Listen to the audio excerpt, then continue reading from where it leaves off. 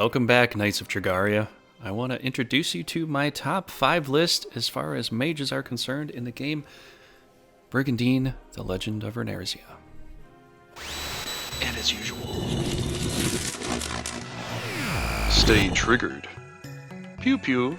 Pew. Okay, so my top 5 picks are going to be my own personal picks of who I consider reliable and who I like to use on a battlefield. I'll also throw in some honorable mentions at the end, and also you please put in the comment section down below who you think is your top 5. So let's get started. Number 5. Number 5 is Matthias. So Matthias is an alchemist of an uncanny aura. After causing the unfortunate deaths of his beret wife and half-beret daughter while researching how to improve the mana drug, he was driven mad. He now devotes himself to the research of forbidden curses like a man possessed. As a result, his body is slowly being eaten by poison and deadly curses. Though he pays none of that any heed, to him, the best battlefields are those that provide him with some raw materials for his living body experiments. Essentially, this is a Dr. Victor Frankenstein alchemist character here, trying to resurrect the dead. And the reason he's good and he's in my top 5 list is because he's the only character in the game that can actually do Necro Rebirth.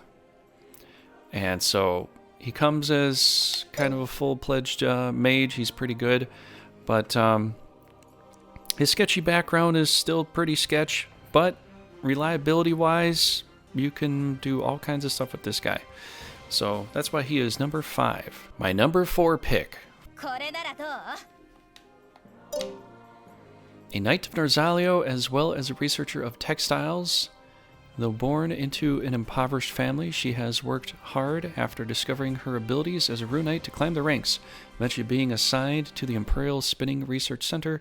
During wartime, her goal is to build up a track record of military exploits, but she secretly wishes to create a country enriched by wisdom, knowledge, and technology, rather than reliance on mana energy.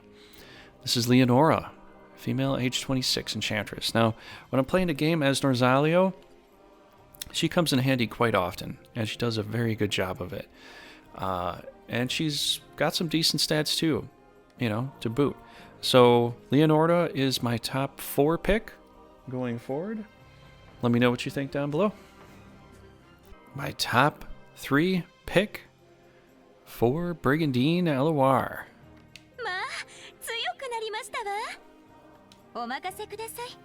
Patricia.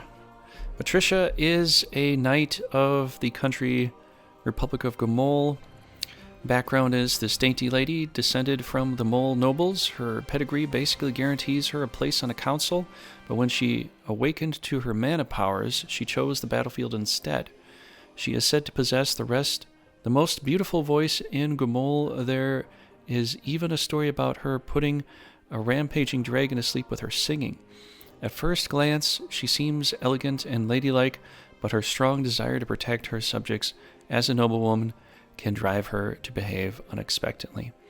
Now, you get her pretty early on in the Republic of Gomol playthrough, and she's a class bard. She does very well. I have a field day with her. I'm able to put enemies down very easily with her. That's why she's pretty much my top number 3 for one of my picks here. So let me know what you think about her. And yeah, I'll be moving on to number 2. For my top 5 picks is Monica.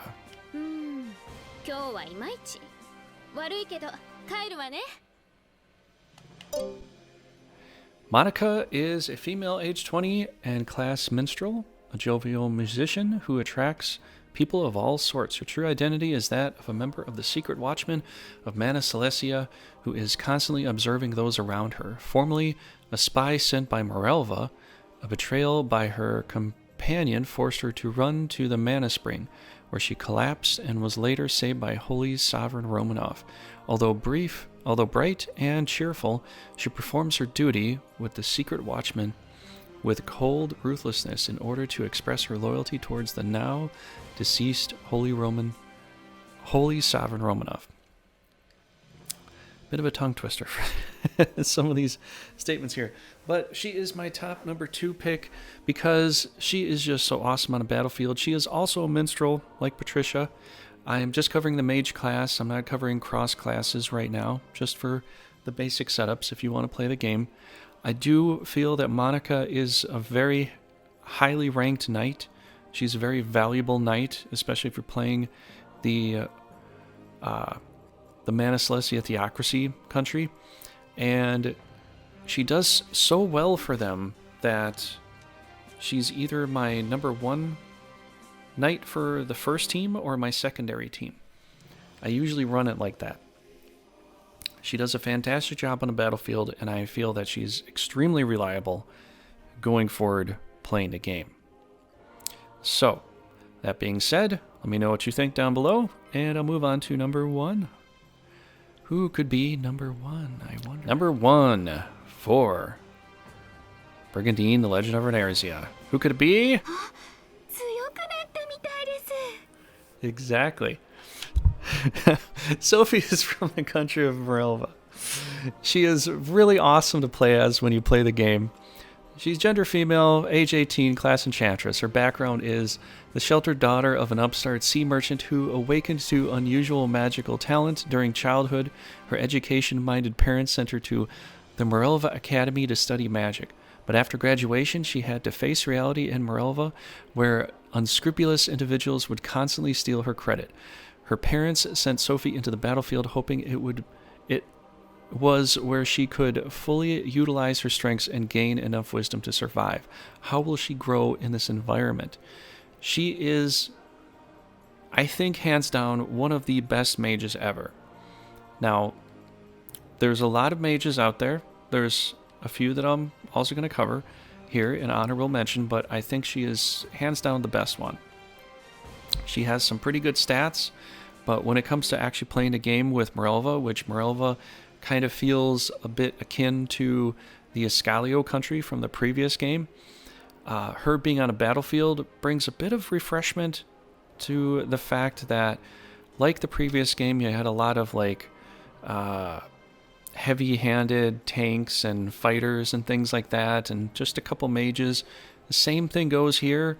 There's not, I mean, there is Pluto here too, but there's not a very heavy mage factory, if I could say that, to this country per se. So I honestly think it's just an awesome refreshment to have her in a team, especially being as good as she is. And I really put her on either my first team or my second team, and reliability wise, I hardly ever get let down by using her on the battlefield. So I think you'll have just as much luck. Let me know who your top knight is in this game, and that'd be awesome. But before we end this here, let's cover a few honorable mentions. I'll just go and cover my honorable mentions that I would have put in my top pick, but just by playing around the game enough, I decided these other ones first. Okay.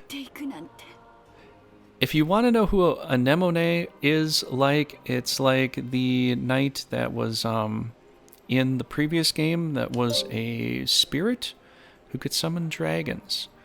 Something akin to that. It was very similar. She doesn't have a lot of hit points, but she has a good MP pool, and being a questing knight, you can get her relatively easy, going closer to midway throughout the game, and you can field her pretty quickly, and she does a pretty good job. So I'd have to put her in honorable mentions as far as which knights to play and which ones I kind of like. And why they fielded a blind child into the battlefield, I have no idea. He's age 14. He has some really good stats that you can grow and make really good. He's kind of like a bit of a project knight, so he's a little squishy initially, but he can become a really good mage. So that's why I'm going to put him into honorable mention, because I think right off the bat, he can go down pretty quickly, but he has very, very good potential. So honorable mention is my pick for Veda. All right, my last pick for honorable mentions is going to be So Sugar is like Veda. They're both 14, 13, Enchantress Mage. She has an interesting background. She only comes after, like, I think it's a second turn. It's either the second or third turn in the Republic of Gomol playthrough. And she's got some amazing stats as an Enchantress. Now, like Veda, she's also a little bit squishy, so you kind of have to level her up a bit before she can handle a few hits and survive the battle, but she has insanely good potential. But yeah, that is pretty much my picks for the top 5 mages. Let me know what you think in the comments down below. I will talk to you after the video, and have a great day.